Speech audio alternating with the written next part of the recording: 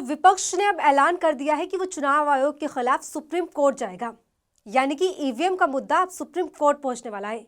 महाराष्ट्र में चुनावी नतीजों को लेकर पहले दिन से ही सवाल उठ रहे हैं और तभी से विपक्ष ईवीएम और चुनाव आयोग पर गंभीर सवाल खड़े कर रहा है।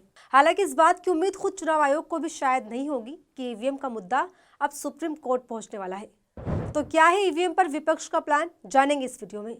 नमस्कार, आर्टिकल 19 इंडिया देख रहे हैं आप और आपके साथ मैं हूं मुबश्शरा परवीन। महाराष्ट्र में पिछले महीने हुए विधानसभा चुनाव में ईवीएम से डेटा डिलीट और मतदान सूची में गड़बड़ी के मुद्दे को लेकर इंडिया गठबंधन बीजेपी और चुनाव आयोग को निशाने पर लगातार ले रहा है। लगातार वो सवाल भी उठा रहा है। इंडिया गठबंधन बार बार ये कह रहा है कि चुनाव में बहुत बड़ी गड़बड़ी की गई, ईवीएम में धांधली की गई है, लेकिन चुनाव आयोग हर बार की तरह विपक्ष की आवाज को अनसुना कर रहा है।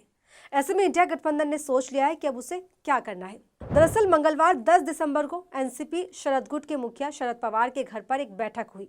इसमें आम आदमी पार्टी संयोजक अरविंद केजरीवाल और जाने माने वकील और कांग्रेस नेता अभिषेक मनु सिंघवी के अलावा तमाम विपक्षी गठबंधन के नेता इस बैठक में शामिल हुए। बैठक में यह तय किया गया कि शुक्रवार तक इंडिया गठबंधन सुप्रीम कोर्ट में महाराष्ट्र के चुनावी नतीजों के खिलाफ याचिका दायर कर देगा और इस याचिका में कथित चुनावी धांधली के बारे में विस्तार से बताया जाएगा कि कैसे ईवीएम के जरिए बीजेपी और चुनाव आयोग ने मिलकर महाराष्ट्र में नतीजों को पलटा है और खेल किया है।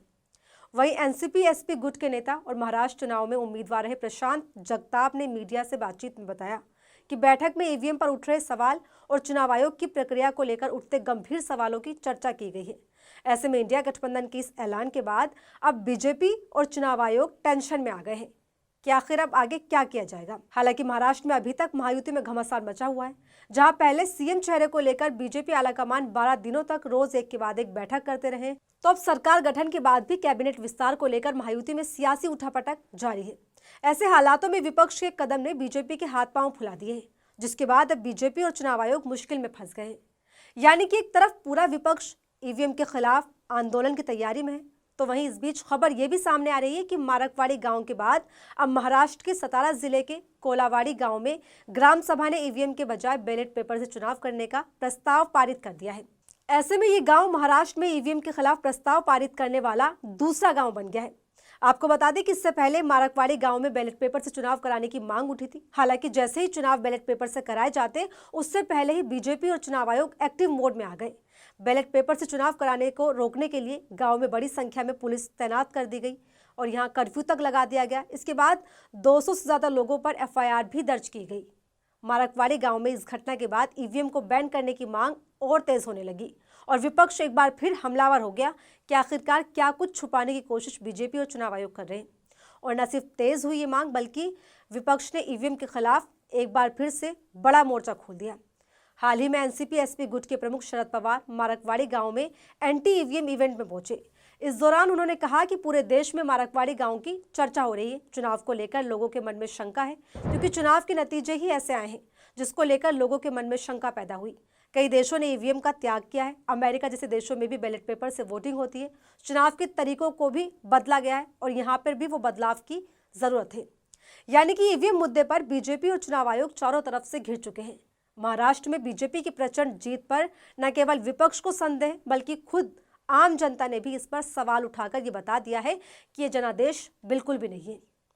आपको बता दें, महाराष्ट्र में हुए चुनाव में भाजपा के नेतृत्व वाले महायुति गठबंधन ने 288 सीटों में से 235 सीटें जीती, जबकि विपक्षी गठबंधन महाविकास अघाड़ी ने 46 सीटें जीती, जिस पर हर कोई चुनाव में गड़बड़ी के दावे कर रहा है। सबने इन नतीजों को चौंका दिया और ऐसा पहली बार बिल्कुल नहीं हुआ, क्योंकि हरियाणा में भी यही हाल देखने को मिला। विधानसभा चुनाव में विपक्ष ने कई सारे सवाल उठाए थे ईवीएम को लेकर, लेकिन ईवीएम का ये मुद्दा यही शांत नहीं होता हुआ नजर आ रहा। अब इंडिया गठबंधन ने पूरी तैयारी के साथ चुनाव आयोग और बीजेपी को घेरने का एक सॉलिड प्लान तैयार कर लिया है। आपको बता दें, चुनाव में धांधली के आरोप लगाते हुए विधानसभा के विशेष सत्र के पहले दिन विपक्षी विधायकों ने शपथ ग्रहण का बहिष्कार किया था। इससे पहले विपक्षी दलों ने आरोप लगाया था कि वोटिंग के दौरान ईवीएम में छेड़छाड़ की गई और वीवीपैट की पर्चियों से भी वोटों को मिलान नहीं किया गया। 95 सीटों के 104 कैंडिडेट्स ने आयोग से ईवीएम और वीवीपैट पर्चियों का मिलान कराने की मांग की थी। आयोग के अनुसार 31 जिलों की 95 सीटों पर वेरिफिकेशन की मांग की गई थी। इस पर चुनाव आयोग ने मंगलवार को बता दिया कि महाराष्ट्र विधानसभा चुनाव में ईवीएम वोटों से वीवीपैट पर्चियों के मिलान में कोई भी गड़बड़ी नहीं पाई गई। हर विधानसभा क्षेत्र के 4 बूथों के वीवीपैट के पर्चियों की गिनती हुई। इस गिनती में कोई गड़बड़ी नहीं हुई है। इस दौरान 288 विधानसभा क्षेत्रों की 1440 वीवीपैट यूनिटों की पर्चियों का मिलान किया गया था। यानी कि कुल मिलाकर विपक्ष जो भी दावे कर रहा है ईवीएम को लेकर, वो सभी चुनाव आयोग ने सिरे से खारिज करते हुए उसे गलत बता दिया है और कह दिया कि विपक्ष जो ये मांग कर रहा है वो सरासर गलत है। लेकिन इंडिया गठबंधन का एक कदम महाराष्ट्र में अपनी प्रचंड जीत का जश्न मना रही बीजेपी को भारी पड़ने वाला है, जिसके बाद बीजेपी खेमे में हलचल भी तेज हो गई है। दिल्ली मीटिंग की जा रही है और देर रात तक मंथन भी किया जा रहा है। यानी महाराष्ट्र में महायुति सरकार बुरी तरह से फंसती हुई इस वक्त नजर आ रही है, जहां चारों तरफ से बीजेपी हाईकमान को टेंशन ही टेंशन दिखाई दे रही है। ऐसे में देखना दिलचस्प होगा कि क्या इन सब के बाद महाराष्ट्र में चुनावी नतीजे पलटेंगे या क्या कुछ तस्वीर निकलकर सामने आएगी। फिलहाल इस वीडियो में इतना ही। अगर अभी तक आपने हमारे चैनल आर्टिकल 19 इंडिया को सब्सक्राइब नहीं किया है तो सब्सक्राइब कर ले ताकि आप तक ऐसी ही खबरें मिलती रहे।